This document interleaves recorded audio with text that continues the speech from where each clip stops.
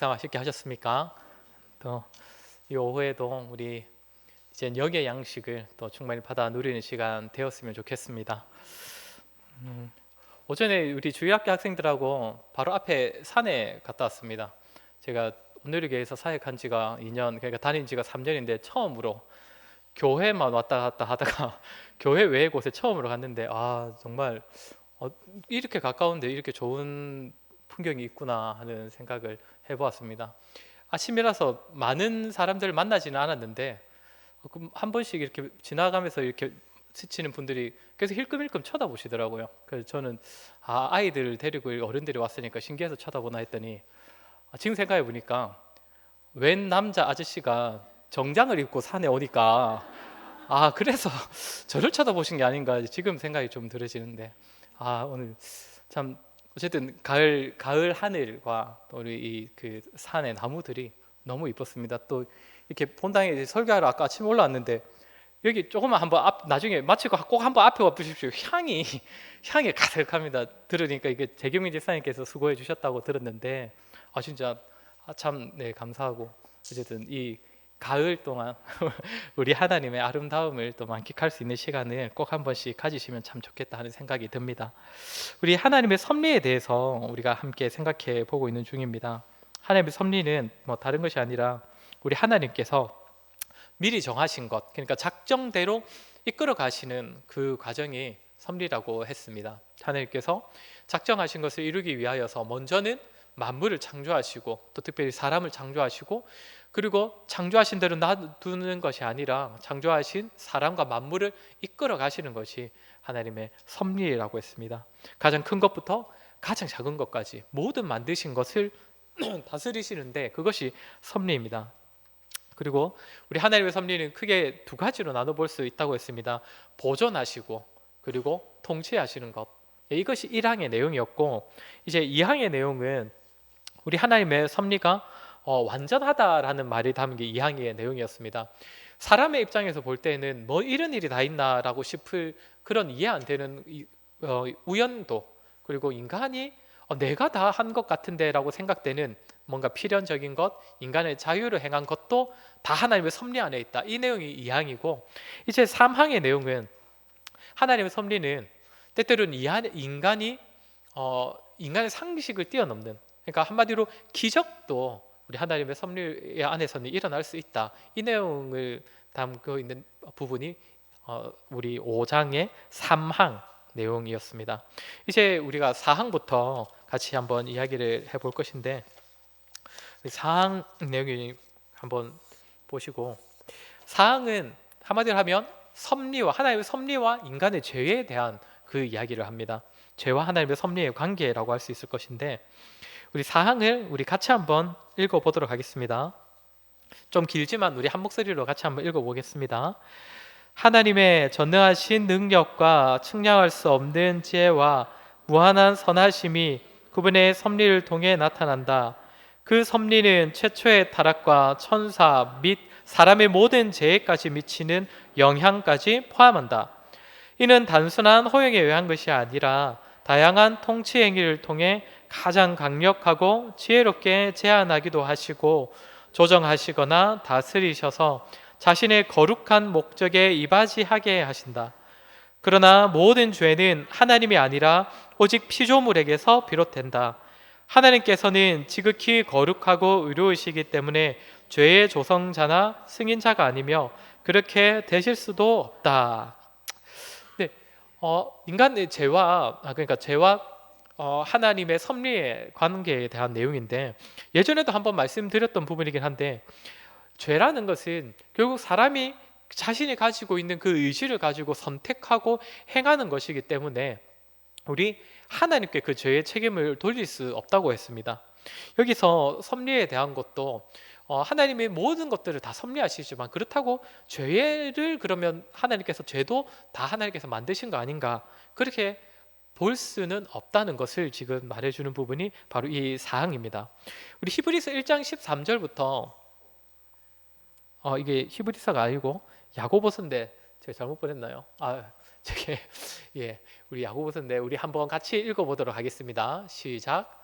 사람이 시험을 받을 때에 내가 하나님께 시험을 받는다 하지 말지니 하나님은 악에게 시험을 받지도 아니하시고 친히 아무도 시험하지 아니하시느니라. 계속 있습니다. 예, 14절 제가 저기까지만 읽겠습니다. 오직 각 사람이 시험을 받는 것은 자기 욕심에 끌려 미혹됨이니 욕심이 잉태한즉 죄를 낳고 죄가 장성한즉 사망을 낳느니라. 그러니까 이 말씀을 보면, 그러니까 사람이 죄를 짓고 또 타락을 하더라도 그것을 가지고 하나님을 탓할 수 없다, 하나님을 원망할 수 없다는 것이 이 성경의 가르침입니다. 사람이 지금 가지고 있는 자기 그 욕심으로 인하여서 시험을 받게 되고, 그렇게 시험을 받을 때 또 자기가 또 거기서 더 다른 악한 선택들을 해서 타락을 하게 되는 것이고, 이렇게 되기 때문에 다 하나님을 탓할 수 없다는 것입니다. 그렇다면 사실 이런 의미도 생깁니다. 섭리라는 것은 그 하나님께서 모든 영역을 다스리고 모든 영역에 간섭하시는 거라 했는데, 그럼 적어도 사람이 짓는 죄라는 것은 하나님의 섭리의 영역으로 볼 수는 없겠네요. 하나님의 섭리의 영역 밖에 있는 것도 있네요 라는 의미를 들 수도 있지 않습니까? 여기서 오늘 본문에 보면 첫 문장을 다시 한번 보시면 사항에서 뭐라 되어 있습니까? 두 번째 문장 보겠습니다. 두 번째 문장. 그 섭리는 최초의 타락과 천사 및 사람의 모든 죄까지도 미치는 영향까지 포함한다라고, 이렇게 딱 엄밀히 죄를 포함한다가 아니라 죄에 대한 영향까지 포함한다라고 합니다. 엄밀히 따져서 하나님께서 사람들이 죄를 지을 수 있는, 어떻게 보면 그런 상황에 놓이도록 하시는 것까지는 하나님의 섭리라고 볼 수 있지만 죄는 그렇게 보아서는 안 된다는 겁니다. 예를 들면 사무엘하 24장인데 한번 보시겠습니까? 사무엘하 24장 1절에 보면 이제 다윗의 범죄에 대한 이야기가 나오는데 우리 같이 한번 읽어보겠습니다. 여호와께서 다시 이스라엘을 향하여 진노하사 그들을 치시려고 다윗을 격동시키사 가서 이스라엘과 유다의 인구를 조사하라 하신지라. 여기 보면 하나님께서 다윗을 죄를 짓도록 격동하셨다고 합니다. 즉 영향을 주셨다는 거죠. 영향을. 그래서 다윗이 죄를 짓게 되는데, 그러나 하나님께서 직접 죄 자체를 만드신 것은 아니라는 겁니다. 물론 우리 입장에서 볼 때는 아니 그거 아닙니까? 죄를 직접 행한 거나 죄를 짓도록 만드는 거나 둘 다 죄를 만든 거 아닙니까? 라고 생각할 수도 있지만 성경에서는 그 두 가지를 엄밀히 구분을 하고 있습니다. 성경 전체적인 가르침은 어쨌든 우리 하나님은 죄 자체를 만드신 분은 아니시고, 적어도 죄에 대한 하지만 죄에 대한 영향, 그 죄를 짓도록 내버려 두시거나 죄를 행할 수 있는 환경을 만드신다거나 그렇게 영향을 주시는 것은 하나님께서도 섭리로서 그런 일들을 행하신다는 겁니다. 그러면 이제 또 고민이 생기지 않습니까? 그러면 그렇게 왜 죄를 하필 짓도록 영향을 끼치시느냐? 왜 다윗 같은 경우는 격동시키시냐? 이런 고민도 하게 되지 않습니까? 근데 여기서 두 번째 문단을 한번 보시면, 이는 단순한 허용에 의한 것이 아니라 다양한 통치 행위를 통해 가장 강력하고 지혜롭게 제한하시기도 하고 조정하시기나 다스리셔서 뭐라고 합니까? 자신의 거룩한 목적에 이바지하게 하신다. 그러니까 사람들이 죄를 짓도록 내버려 두시거나 죄를 지을 수밖에 없는 환경을 조성해 주시는 것도 사실상 그 모든 것들이 하나님의 거룩의 목적에 이바지하도록 하시기 위함이라는 겁니다. 사무엘하 아까 24장 11, 다시 한번 봐주시면 뭐라고 합니까? 왜 하나님께서 다윗을 격동시키셨습니까? 여호와께서 다시 이스라엘을 향하여 진노하사입니다. 이스라엘이 지금 하나님을 진노케 하였기 때문에 하나님께서 다윗을 격동시키셔서 이스라엘을 심판하시는 거죠. 24장 15절 저 내용이 쭉 내려가 보면 하나님께서 이제 이 죄에 대한 벌로 이렇게 하시지 않습니까? 같이 읽겠습니다. 이에 여호와께서 그 아침부터 정하신 때까지 전염병을 이스라엘에게 내리시니 단에서부터 브엘세바까지 백성의 죽은 자가 7만 명이라. 이스라엘이 죄가 가득하기 때문에 하나님께서 다윗을 격동시키셔서 다윗이 죄를 짓게 하고, 그래서 하나님께서 또 그 선지자를 보내서 다윗에게 죄에 대한 심판을 선택하라고 하시지 않습니까? 그 중에 하나가 이제 저거 전염병이 3일 동안 일어나는 건데, 그것을 통하여서 이스라엘 백성들이 하루 그날 동안 7만 명이 죽게 되는 심판을 받는다는 것이죠. 그러니까 결국에는 우리 하나님께서 죄라는 영역을 허용하시는 것은 최종적으로는 더 그것이 하나님 보시기엔 더 거룩한 결말을 가져오기 때문입니다. 이 부분에서 사람의 원죄도 동일하다라는 이야기를 하는데, 여러분 한번 생각해 보십시오. 하나님께서 왜 그러면 처음에 사람은 무흠한 상태로, 무죄한 상태로 만드셨는데 왜 타락을 허용을 하셨을까요? 왜 사람이 죄를 짓도록 만드셨을까요? 이 질문은 지금 왜 하나님께서 선악과를 만드셨을까요? 라는 질문과는 다른 내용입니다. 선악과를 만드신 이유는 하나님을 하나님으로 기억할 수 있도록, 인지할 수 있도록 만드신 거고, 동산 중앙에 딱 두신 거고, 그러면 어쨌든 그걸 통해서 사람이 죄를 짓는 데까지 내버려 두셨지 않습니까? 따지고 보면 허용을 하셨지 않습니까? 왜 그렇게 하셨을까? 이런 고민도 하게 되지 않습니까? 그러면 이제 답은 동일합니다. 방금도 다윗을 왜 격동시켜셔서 죄를 짓게 하셨나? 이스라엘의 거룩을 위함입니다. 하나님께서 아담과 하와를 왜 타락하게 하셨을까요? 결국 그것이 하나님 보시기엔 더 거룩한 길이기 때문입니다. 여러분 한번 생각해 보십시오. 우리가 나중에 이제 천국에 이르게 되면 무흠한 상태가 됩니다. 그죠? 무죄한 상태가 될 것입니다. 그러면 타락하기 전에 아담과 하와, 그때도 무죄하고 무흠하지 않습니까? 그럼 그때와 우리가 나중에 천국에 이르러서 우리가 그렇게 그 상태가 되는 것과는 같을까요? 다를까요? 이제 같다고도 볼 수도 있는데 다를 수밖에 없는 것은 무엇이냐면, 타락하기 전 인간은 죄를 짓지 않았기 때문에 무죄하고 무흠한 상태고, 천국에 이른 사람들은 왜 무흠하고 무죄한 상태가 됩니까? 그렇죠. 예수 그리스도로 옷 입었기 때문에, 예수 그리스도를 입었기 때문에 하나님 보시기에 무흠하고 무죄하고 무결한 상태가 되는 것입니다. 물론 타락하기 전도 상태가 하나님 보시기에는 심히 좋아했더라 할 만큼 좋은 상태였지만, 완전하게 다시금 비록 중간에 타락을 했지만 예수 그리스도로 말미암아 의롭게 된 상태가 하나님 보시기에는 더 의로운 겁니다. 하나님 보시기에는 더 무흠한 상태고, 그렇기 때문에 하나님께서 내버려 두신 것이 인류의 아픔이죠. 인류에 그만큼 아픔이 뭐가 있겠습니까? 맞죠? 타락해서 죄로 인하여서 몇천 년 동안 사람들이 고생하고 있는 이것만큼 안타까운 일은 없지만, 결국 이 과정이 끝나면 예수 그리스도로 말미암아 택하신 자들이 이전보다 더 무흠하고 무죄하고 더 완전한 상태가 된다는 것입니다. 그것을 위하여서 하나님께서 죄를 허용하시고 때로는 타락까지도 허락하고, 그러니까 내버려 두셨다는 것입니다. 이제 5항을 같이 살펴보도록 하겠습니다. 5항도 우리 한번 첫 문장만 5항을 한번 읽어보겠습니다. 시작. 지극히 지혜로우시며 의로우시고 은혜로우신 하나님께서는 때로는 자기 자녀들을 여러 가지 시험과 마음이 부패한 대로 행하도록 잠시 내버려 두신다.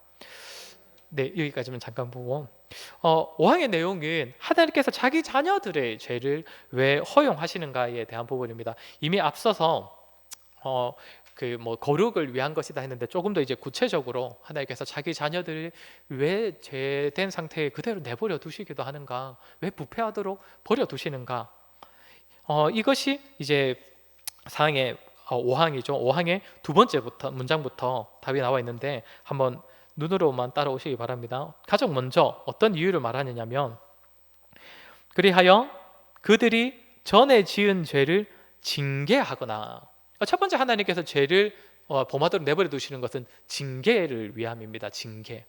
그래서 하나님께서 벌을 내리시기 위하여서, 징계는 자녀에게만 있는 거 아시죠? 자녀에게 내리시는 그 징계를 통하여서 자녀에게 뭔가를 훈계하시고자 그 사람이 벌에 계속적으로 죄를 짓는 상태에 머물도록 하신다는 겁니다.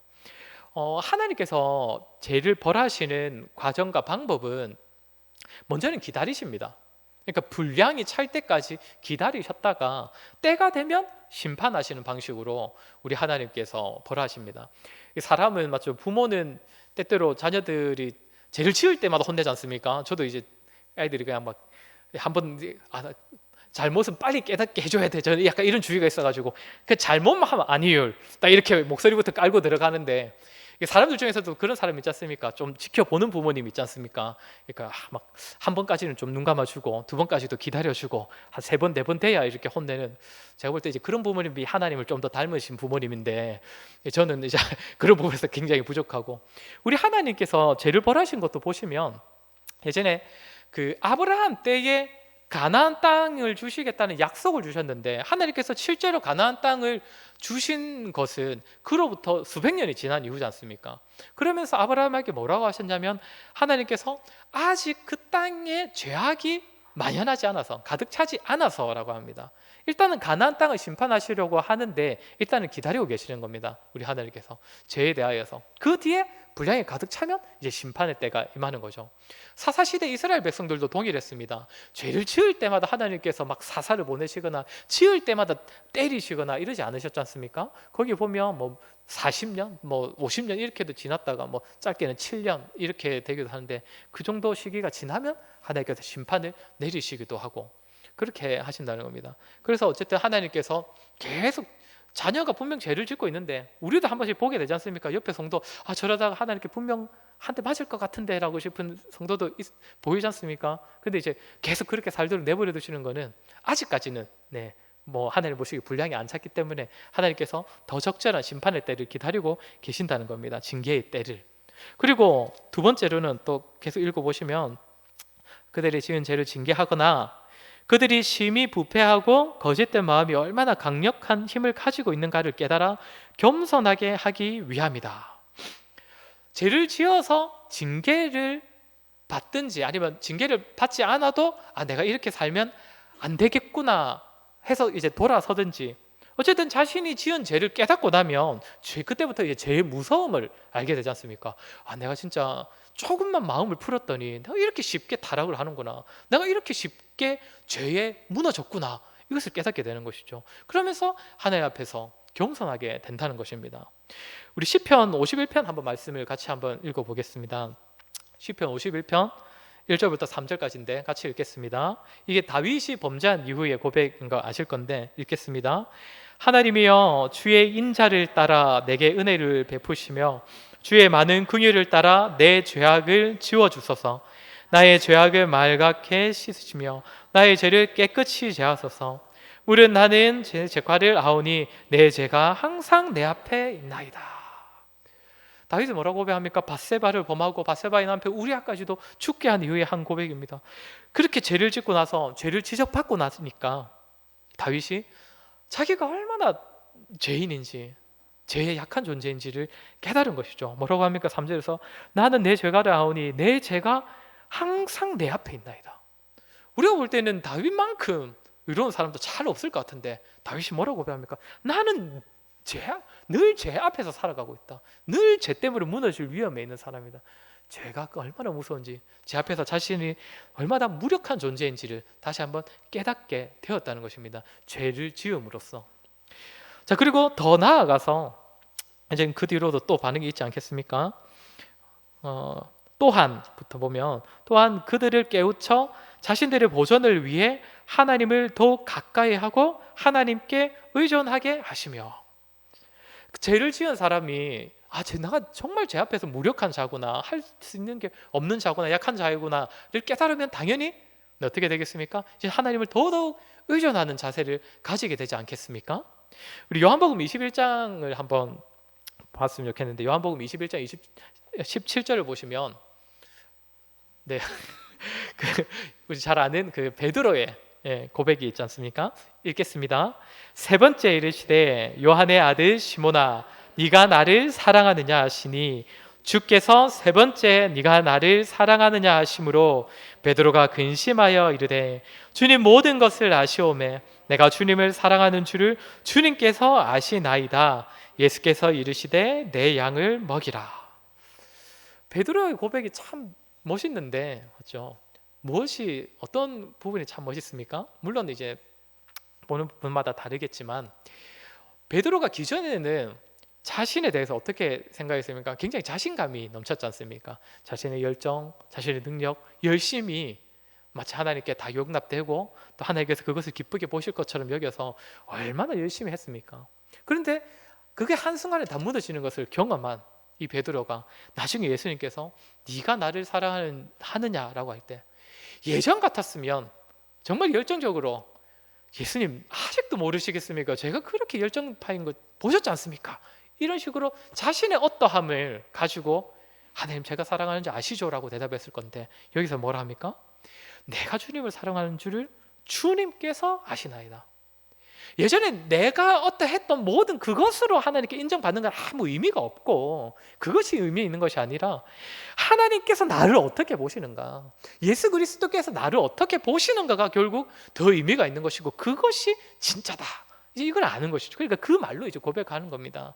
내가 아니라 주님께서 나를 어떻게 보시는지 그것이 더 중요합니다. 그리고 그 보시는 이 주님의 그 시선을 더 의존한다는 겁니다. 더 의지하게 된다는 것이죠. 죄를 짓고 나면 하나님을 더 의존하게 된다는 것입니다. 그리고 또 여기서 더 나아가 이제 어떻게 되겠습니까? 네. 밑에서 두 번째 줄입니다. 5항에 또 앞으로 있을 모든 죄에 대비하게 하심으로써 의롭고 거룩한 목적을 이루도록 이끄신다. 이제 뭐라고 하면 이제 그 하나님께서 죄로부터 죄를 깨닫고 죄로 인하여서 자신의 그 무력함을 통하여 이제 겸손하게 하시고 이제 하나님을 더 의지하게 하셔서 결국에는 하나님의 그 거룩한 목적에 이르도록 하신다는 겁니다. 이제는 좀 사람으로 만드시는 거죠. 베드로에게 아까 마지막에 뭐라고 하셨습니까? 내 양을 먹이라. 사실 그 전에까지는 베드로가 아무리 열심을 가지고 따라왔을 때는 이런 말씀을 안 하셨지 않습니까? 물론 나중에 이제 이렇게 될 것이라는 예언의 말씀을 주셨지만 이제는 비로소 내 양을 먹일 수 있는, 이제 내 양을 칠 수 있는 그런 어떻게 보면 성도의 그 교회의 참 리더가 되었다, 이 얘기를 해 주시는 겁니다. 결국 하나님께서 우리에게도 마찬가지 아니겠습니까? 우리를 때때로 죄의 자리에 내버려 두시는 것은 결국 우리를 위함입니다. 이 말을 우리가 오해하면 안 되는 것은 그럼 죄를 지어도 되겠네, 절대 이렇게 보아서는 안 됩니다. 바울이 그 로마서에서 굉장히 그런 식으로 생각하는 성도는 있을 수가 없느니라 이렇게 바울이 지적을 하고 있습니다. 다만 우리가 죄를 지었을 때도 때때로 타락의 삶을 살았을 때도 그때도 우리는 하나님의 자녀라는 겁니다.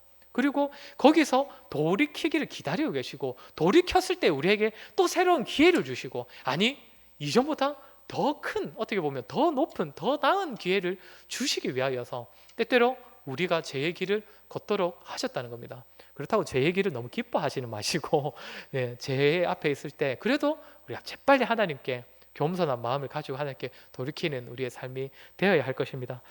제 목표는 항상 이렇게 끝까지 가는 건데 네. 다음 주에 이렇게 나머지부터 좀 더 보도록 하겠습니다. 우리 함께 하나님을 찬양하겠습니다. 찬송가 208장 함께 찬양.